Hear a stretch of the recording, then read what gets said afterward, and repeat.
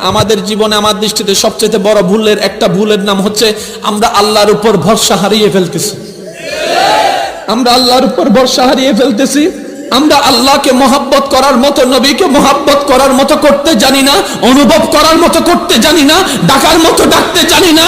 সারা জানে, জগৎ জানে আল্লাহর এই নামাজ হচ্ছে বান্দাকে সেকেন্ডের ভিতর রবের কাছে পৌঁছাই দেয়। কথা বলেন ঠিক কিনা?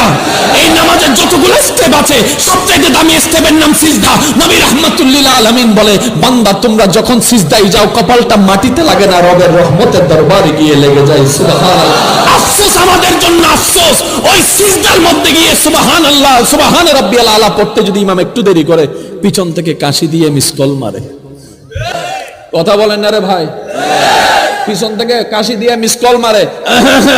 কি যারা কাশত কা কয় হুজুরের মিসকল মারছি। কিল্লাগা মিসকল মারছস? এটা আবার কেমন মিসকল? কয় আমার 3 বার শেষ হইছে।